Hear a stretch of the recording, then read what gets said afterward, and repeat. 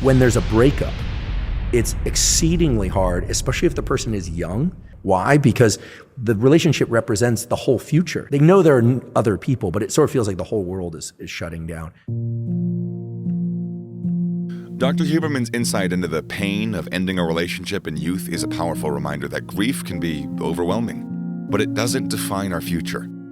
In this video, you're going to discover how to move through this difficult time with resilience and grace.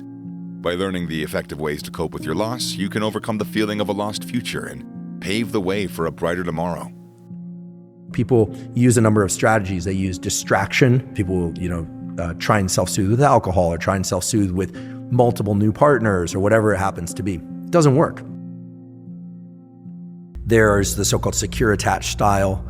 This typically emerges in childhood when there's a very predictable caregiver-caree relationship between child and most often mother, but it can be father too or other caregiver.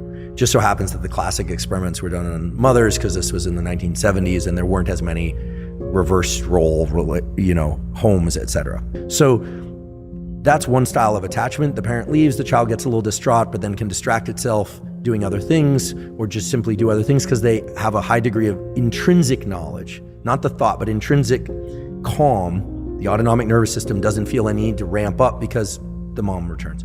Then there's the so-called insecure attachment styles, and there are a bunch of different ones, but those are the ones where it's really stressful when the parent leaves. It's not clear they're going to come back, and when they come back, it's not clear that they're going to reestablish the bond, the child will feel supported, etc. Here's what's fascinating. Those same neural circuits are repurposed for romantic attachment in adult life. The same circuits, which shouldn't surprise us. I mean, why would the brain throw away valuable circuitry? But this whole Freudian notion that, childhood attachment styles map onto adult attachment styles, that's real, that's physiological. The impact of childhood relationships on adult romance is a fascinating topic that Dr. Huberman has studied extensively. By understanding how early experiences shape our approach to love, we can better navigate the ups and downs of adult relationships. In this video, you'll discover how psychological feedback can help you avoid repeating past mistakes and emerge stronger after a breakup. Dr. Huberman's insights are sure to inspire and empower you on your journey towards a healthy, fulfilling relationship. I believe in you. It's not one for one in the sense that, let's say you had a secure attachment to your father. Let's say it's a young girl, and as a baby and a young child, she had a secure attachment to her father and an insecure attachment to her mother. In adulthood, and let's say she's heterosexual, so in adulthood, she prefers men as romantic partners. This girl grows up, and you might say, well, she had a good relationship to her dad, so she's gonna have a good secure attachment style in her adult heterosexual relationships. Often it's not the case. They will transplant or superimpose the insecure attachment style to the mother onto male relationships, but have great relationships to female friends, for instance. So all of that is in us. And then you were talking about breakups, and the way that grief works in the brain and nervous system is that there are three sort of factors that are mapped in our consciousness and our subconscious. And these are space, time, and this notion of closeness, which is attachment. Space and time is very simple. It's where is the person that I love and when will I see them next, right? I mean, if you have a relative that lives overseas and you know they're alive, you're not going to grieve them. You might really miss them, but you're not going to grieve them the same way you would if suddenly you get the note, unfortunately, that they passed away. And then attachment is how close you are to them, like how critically you rely on them for internal control and support. And that doesn't mean they have to be an immediate caregiver. It could just be like a really good friend. You call them mates over in the UK, right? Like a really good friend that just your knowledge of him just makes you feel good. You feel better in the world. As a guy who mostly grew up with kind of a big pack of male friends, I mean, I feel strongest and happiest and most secure in life when I see something about one of my friends doing well in life. It just makes me feel good. If one of them dies, and unfortunately I'm getting to the age where a number of them have died, then you feel like all of a sudden, like, goodness, like there's a loss internally, right? Okay, that's all sort of obvious, but what's interesting is that the grief process itself is about restructuring this map. This map, think of it like a tripod. It's got three pieces: space, time, and closeness.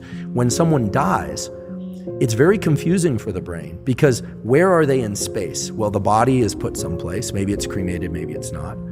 We have notions of a spirit, and that depends on one's orientation, a soul or a spirit, okay? Or if you don't, then you don't, then where do they go, right? And then time, when will you see them again? The never, you'll never see them again. And the closeness component remains. And so there's an untethering of this map.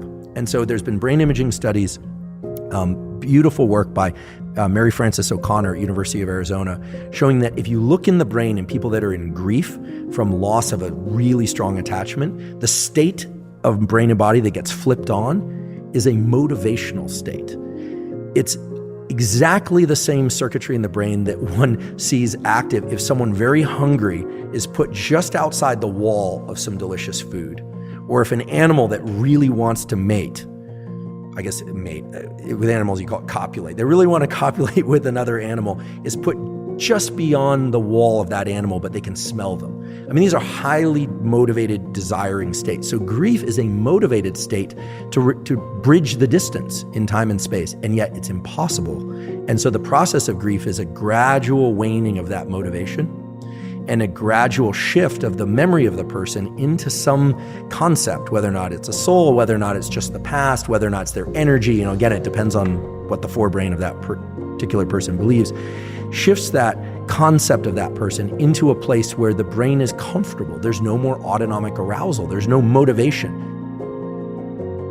When there's a breakup, it's exceedingly hard, especially if the person is young. If you look at suicides after breakups, those are far more common in younger people than they are in older people. Why? Because the relationship represents the whole future. They have no concept that they know there are other people, but it sort of feels like the whole world is shutting down. So in breakups, what's happened is the person is no longer available in time and space. This is why when someone breaks up, you literally have to let them go, right?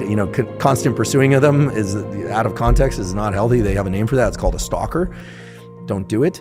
But it's almost as if the brain has to think that the person is gone in time and space. And this has become much harder with social media, right? Because people can check up on people, they can hear from people. In the old days, like when I was growing up, you just took the phone off the hook, or you diverted your attention. Now we are constantly renewing that the person is still there. And so love and the loss of love and the death grief are virtually identical. It's that motivational state. And this is why it's so hard to not reach out to somebody that you really miss and want back. How comfortable one is feeling their feelings, is male or female, is going to strongly dictate how quickly one moves through grief. This is the same thing as trauma. The more willing someone is to feel the full depth and intensity of the feelings that they associate with that trauma, the more quickly they're going to move through the trauma. People use a number of strategies. They use distraction. They use states like, they sublimate to things like anger and avoidance of various kinds in order to not feel the traumatic feelings or not feel the breakup. People will, try and self-soothe with alcohol, or try and self-soothe with multiple new partners, or whatever it happens to be. It doesn't work. It just extends it, because this map of space, time, and closeness needs to be fractured. And the only way to do that is for the brain to have to confront the reality, which is that whether by death or by breakup, they are no longer available. It's like the food on the other side of that wall is gone. It's just not there anymore. Or that the food that was accessible, now there's a wall in between, and you will not get through it. And you can see this actually in animal studies that are kind of hard. They're actually very hard to watch. You'll see the animal perseverate, literally damage its own body trying to get through a barrier to something it's highly motivated to see. People do that post-breakup. They usually do that by talking to everybody about the breakup, which is its own form of perseverating on the motivation. What did I do? What did I do wrong? This and that. And some of that analysis is healthy, some of it's not. Now, why would one group be more, let's just say, effective at dealing with breakups? It's probably the ability to really feel the full intensity of how sad it is and be able to confront that. And here I'm a male. I've only ever lived in a male body, so all I can tell you is that I think from a very early age, there's an ability that, at least I'm sure it transcends to women too, or extends to women too, but learning to pack down feelings, right? And so what are we really talking about when we're talking about pack down feelings? I'm not a psychologist, but what we learn is top-down control, forebrain to autonomic control. Grief is an autonomic state. We say it has valence, it has negative valence, but it's high levels of autonomic arousal with a negative connotation because you can be high levels of autonomic arousal with happiness, right? You can be very alert and aroused and happy, very alert and aroused and sad. It's very alert and aroused and sad, and yet we learn how to tamp that down. What is tamping down? It's reducing our heart rate.